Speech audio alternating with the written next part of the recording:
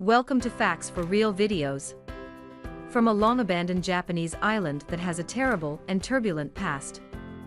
An enormous abandoned building in Venezuela has disintegrating walls. Depicted in this video was formerly occupied by almost 5,000 squatters. We'll examine the largest megaprojects that have been abandoned worldwide. Number 5, we begin with the Wonderland theme park, which is only a 20-minute drive from Beijing, the capital of China. The proposal was for the amusement park to be the biggest in Asia. In the early 1990s when it was drafted. By comparison, the park would have occupied a total area of 50 hectares on an undeveloped cornfield, making it roughly the same size as the well-known Tokyo Disneyland in Japan. The Chinese real estate developer Rainwood Group wanted Wonderland to be the company's flagship project and to bring in millions of local and foreign tourists. In the 1990s, work on Mega City's Wonderland amusement park began. Unfortunately, in 1998, the idea for the site was to turn it into a theme park in the Disneyland style, complete with the renowned castle as its centerpiece and buildings and walls decorated in medieval architecture. Work on Wonderland is still ongoing midway through. The website abruptly came to a stop. When the park was abandoned, locals began to propose explanations for why the enormous project was abruptly abandoned. Reports made suggestions. Thought the location of the park was cursed, while rumor has it that during construction a mass grave was unearthed. However, despite all of these myths and tales, the fact was far more straightforward. Financial disputes with the local administration and farmers who were already using the site before building started. The entire endeavor came to an abrupt end. The developers and the townspeople were unable to agree on a price for the properties. Sadly, they were forced to give up on the project because of stalled negotiations because it would have been moved. Farmers and their families depended on the land for their survival, and they weren't prepared to simply give up their sole source of revenue as Rainwood and all of their employees hastily departed the construction site. The property's partially completed attractions just collapsed. As the area was left abandoned, nature gradually took over. Local farmers just reclaimed the ground and continued working and cultivating plants against the backdrop of a deserted medieval dream in an effort to survive. The creators started the project in 2008. However, it ultimately failed because the built-in structures were too old. 5 years later, it was beyond repair and had disintegrated. Any hope for the project's completion was eventually dashed with the demolition of the nearby buildings. Number 4, the Memphis Pyramid, given that Tennessee's Memphis bears its name after Egypt's ancient city of Memphis. Mark Hartz devised a large-scale project for his village that aimed to resemble its historic identity. He initially intended to build 3 pyramids that would match the famed Giza Pyramid complex and be positioned along the Mississippi River. These 3 buildings would be replicas of their Egyptian equivalents, but scaled down to 2/3 of their original size. The goal of the project was to make Memphis famous by building a monument that would serve as a symbol of the city to visitors, much like the Eiffel Tower in Paris or the Gateway Arch in St. Louis, but without much success. The ambitious proposal was put on hold until John Hartz, the son of Mark Hartz, brought it back in the 1980s. The new idea was rejected. The 3-pyramid complex in exchange for 1 main pyramid, which would be one of the largest in the world with a base of 180 meters and a height of 98 meters. Following Tennessee businessman John Tigrid's adaptation of his idea into what would eventually become, beginning in September 1989, the Memphis Pyramid. But even before the Memphis Pyramid's construction was complete, and its doors were opened 2 years later, it already had a variety of issues, many of which were unintended. The building's amenities were eventually abandoned due to financial constraints. These facilities featured a Hard Rock Cafe, an outdoor theme park, a radio station, an observation deck, and a museum of music. Therefore, in 1991, the Memphis Pyramid debuted. The opening was a big success, and it was used as a basketball arena. There were more than 21,000 people within the entire structure. However, on this crucial day for the pyramid, the arena's toilets backed up and overflowed the basement because the city's sewer transfer system could not handle the influx of people during the ensuing years. The Memphis Pyramid would be used for a variety of activities and events, including basketball competitions, concerts, and even a boxing match between Lennox Lewis and Mike Tyson, which at the time was the highest-grossing boxing match ever. Despite the fact that the Memphis Pyramid was making money from the various events it was hosting, it lacked a long-term tenant who would guarantee its financial viability, so in 2001, the Memphis Grizzlies were an NBA franchise that the city of Memphis tried to relocate, and the Memphis Pyramid served as its home arena. The city spent an estimated $7 million retrofitting the building to make it a suitable venue for the Memphis Grizzlies. However, the Memphis Pyramid only housed the Grizzlies for a total of 3 years after that. They departed due to the city's deal with the Grizzlies in order to relocate to the newer and more contemporary FedEx Arena, which opened in 2004. The pyramid could never be utilized without the team's permission to go. In the ensuing 10 years, it was largely abandoned. Even a committee was formed to investigate potential long-term future uses for the demolished structure. The idea of turning the pyramid into an indoor theme park, a casino, or a shopping center was mentioned. The initial plan for the pyramid, however, had failed, and it remained empty. None of these proposals, however, were ever implemented. The Memphis Pyramid American retailer Bass Pro had hoped despite being abandoned for a very long period. Shops and reached an arrangement. The pyramid was leased to the city of Memphis for a 55-year period in order to be turned into one massive store. As a result, the Memphis Pyramid now houses an archery range and the biggest Bass Pro shop in the entire globe. Since the major remodeling, even a laser arcade. 3 million people visited the new tenement of the pyramid in its first year, demonstrating its enormous success there. Number 3, island of Hashima southwest of the Japanese city of Nagasaki is located 15 kilometers away. A little island with a mere 500-meter width. Its largest island, Point Hashima, appears to be frozen in time. Is home to numerous concrete structures, sea walls, and ruins that were constructed at the turn of the 20th century, and they have been nearly flawlessly preserved by its seclusion. The abandoned site on Hashima Island serves as a reminder of both Japan's fast industrialization and its sordid past. Hashima was initially settled in 1887.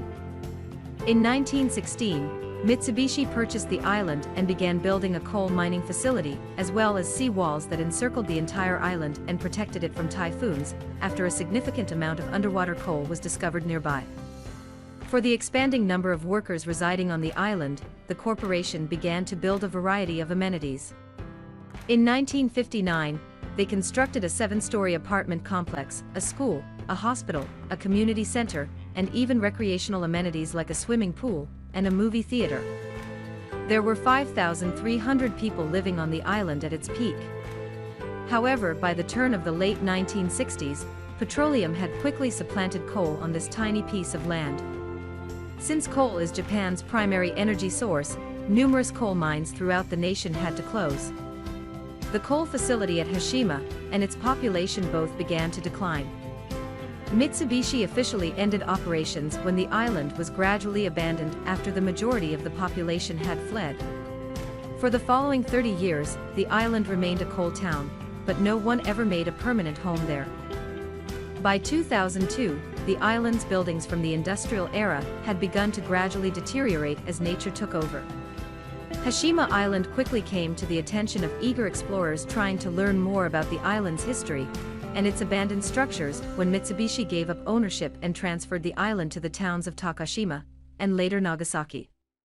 Therefore, the city of Nagasaki reopened the island's entrance in 2005, but only for journalists.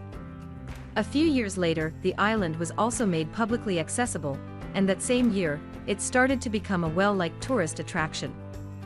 The Japanese government launched an inclusion effort. However, Hashima Island was designated as a UNESCO World Heritage Site due to the significance of the island's historical ruins and well-preserved architecture. Because of the island's grim history, which Japan purposefully omitted in the UNESCO application unbeknownst to most people, both the North and South Korean governments swiftly rejected this plan. Hashima Island, where Korean and Chinese prisoners of war were forced to work under exceptionally harsh conditions, became the scene of many human rights crimes up until the end of the Second World War. Despite Korea's opposition, it has been alleged that forced laborers died on the island from exhaustion, hunger, and bad working conditions. Hashima Island, which been designated as a World Historic Site by UNESCO, attracts thousands of tourists every year. Number 2, one of the first airports in the German capital was Berlin Tempelhof. The Berlin Tempelhof is a location that has been there for many of the most important historical events in the nation. In 1923, the area was given formal airport status. In the late 1930s, Berlin Tempelhof served as the region's sole and primary air traffic hub. After the Berlin Wall fell and Germany was reunited in 1989, Berlin Tempelhof quickly grew to be one of the busiest airports in the world due to its proximity to the German capital. Within a short period of time, Berlin Tempelhof was one of 3 airports that served the formerly split city. Up until 1996, Berlin Tempelhof operated as a typical commercial airport. It was stated that the Berlin City Council had passed a motion that would ultimately result in the closure of the airport. The other projects in this video were intended to consolidate all domestic and international air traffic in the city into a single central airport. Berlin Tempelhof and the nearby Tegel Airport were intended to be closed and replaced by. However, it was only ever abandoned due to its age. Many Berliners rejected the decision and refused to use the new Berlin-Brandenburg Airport. Even a referendum to keep the airport operational was held. In the end, the referendum was unsuccessful. On October 30, 2008, the final commercial flight from Berlin Tempelhof departed. After that, the mayor of Berlin announced, in a gathering attended by thousands of people, that it would spend €60 million turning the former airport into a public park.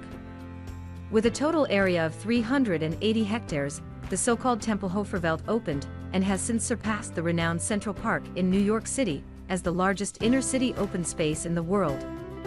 Some of the site's historical remnants, such as portions of the former terminal as well as hangars and even, can still be seen today.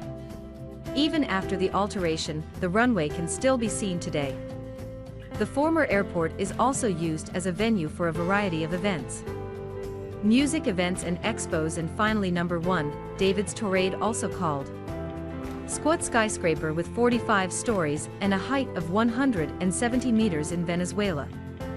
The third tallest skyscraper in Venezuela is the Torre de David, which is located in the nation's capital city of Caracas. Nonetheless, was intended to be a mixed-use building with office and residential space in the center of the heavily populated metropolis. Construction on the tower was unexpectedly terminated 4 years after it started.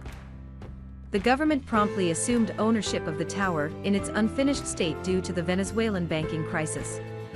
Any of the most fundamental facilities and utilities required for a structure like the Torre de David to operate were absent from the structure. It had no running water, no power, and in some places, no windows. In 2001, the walls weren't even finished. The Venezuelan government even tried to sell the building and the other structures in the complex at auction, but no one was interested in buying.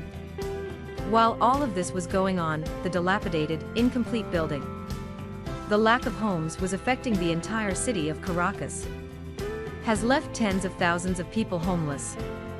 As a result, the people of Caracas quickly gained access to the complex's buildings and took up residence there.